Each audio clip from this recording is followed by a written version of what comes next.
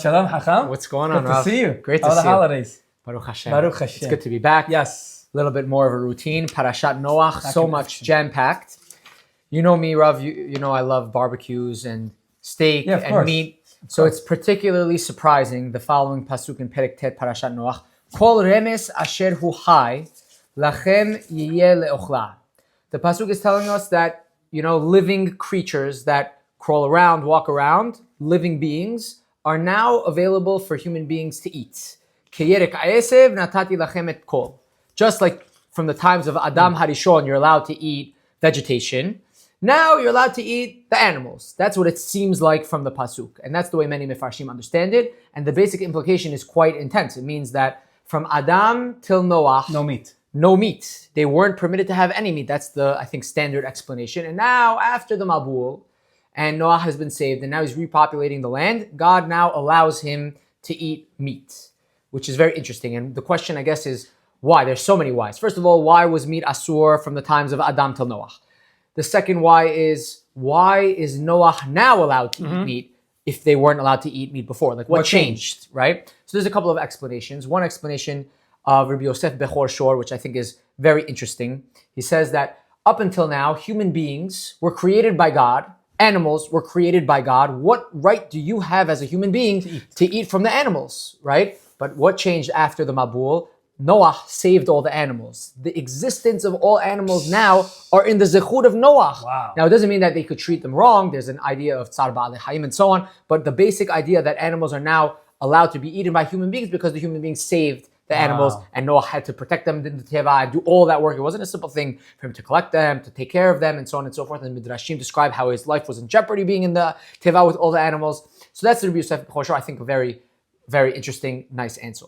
There's another answer that says that when before the Mabul, there were no seasons.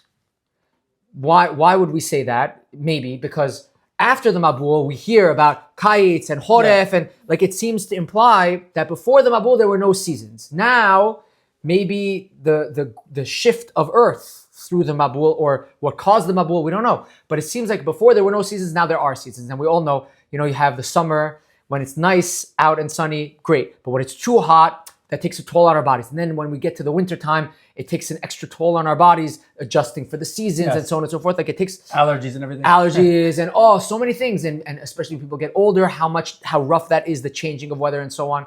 So says Rabbi Shimshon Raphael Hirsch, the fact that we live in a temperatured, not controlled environment, and there's constant shifts, it takes a toll on our bodies. Back then, before the seasons, our bodies were able to maintain itself just on vegetation. But with all the shift that now happened, our bodies are not strong enough. Wow. It needs extra supplement and strength to be able to handle this shift in thing. And that's why now, for the sake of human beings being able to survive this change, eat meat. Eat meat for your strength and for your development. Wow. Obviously, assuming that you do not have high cholesterol, right? Wow. Right. That's Rabbi Hirsch. So I like the Rabbi Yosef Bechor Shor. I think the Rabbi Hirsch is very interesting. And then there's the explanation of Rabbi Kook, which I don't like because of the implication of it, because I love meat, right? Rav Kook says that before Noah, before the sins in the generation of Noah, human beings were on a very high level, and then we failed. When we were on a high level, Adam Harishon, we were held to a higher standard. Correct. Now in the times of Noah, after everything, we're now held to a lower standard. Now Borei Olam, it says, if said, now You're just like the animal? yeah, now you can eat meat, because before I expected you to be on this level, now you're not on this level. Wow. But the implication, says Rav Kook, is that one day, human beings, when we're bumped back up to the level, that we won't be allowed to eat meat. We won't be allowed to eat meat. Yeah, so Rav Kook has a very special shita. He says that the ideal state of human beings is a herbivore state. And that was the way we should strive for. And I believe that he himself was a vegetarian. And he says that when there comes a day that when we're back to the level of pre-Mabul, that we will be forbidden to eat meat. So I don't like his explanation, But because I want to eat. I want my barbecue. You want that steak. I want that steak. I don't know if this is a Perashat, but it's an interesting thing to note that he has. idea because we always have to strive to be on a higher level. That's the point. We always have to go back to what we were. Yeah, absolutely. So according to Rav Kook, and I think he's a minority opinion, eating meat is bad. It's like a consolation. Like it's like a b'diavad. Borei Olam allowed us b'diavad. And meat is not a good thing. But I don't want to throw you off, but there is a Gemara that says, I forget where. You're bringing the support to Rav Kook? No. No, I don't like the Rav Kook. You probably know the Gemara better than me. But there's a Gemara that says, Tamid Hacham asul le'echol basar. Wow. I mean, Am ha'aretz asul le'echol basar. Wow, interesting. Meaning like, right. So how would that doesn't flow, doesn't fit with the Rav Kook. It doesn't fit. That's the part of you. Huh? It's supportive. It's supportive. We want to. So we're all the Hachamim. Yeah. But I think that back in the day, people ate a lot less meat. Look, it was a lot more rare. People would save meat just for Shabbat.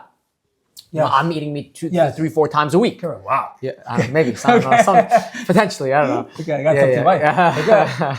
But yeah, I think there are people that are eating meat 3, 4 times a week, or at least chicken, like that, and that's. I guess what you're saying. Listen, I understand Rav Kook. Rav Kook is trying to tell us we always have to distinguish ourselves. We are on a higher level. Listen, in the end of the day, we are on a higher level. Human beings are on a higher level than animals. Like you said, also we can have Sa'ab al-Hayim. That's of course. Right. But we are on a higher level. We're expected to be on a higher level.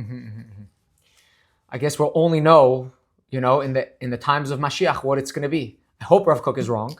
No, because then how does it flow with the korbanot and everything? So it doesn't flow with the korbanot. I think that Rav Kook would also say that maybe there wouldn't be korbanot in the times of Mashiach. Wow. Which there is such an opinion. Wow. There is such an opinion, or maybe korbanot would be limited, or so on and so forth. So again, it's a very minority opinion, but it's interesting to know that such an opinion exists. Definitely, Harambam would say that korbanot will exist in the times everything will remain. And that's why he has in Mishneh Torah so many halachot that deal with the Beit HaMikdash and the korbanot and all of that. He wouldn't have wrote all of those halachot if they were for a previous time and that they wouldn't be in the future. So definitely, according to Rambam, would be there. So you have Rabbi Yosef Bechor Shor, you have Rav Hirsch, and you have Rav Kook for an explanation of this shift of humanity. Thank you. Shabbat Shalom. Shabbat Shalom.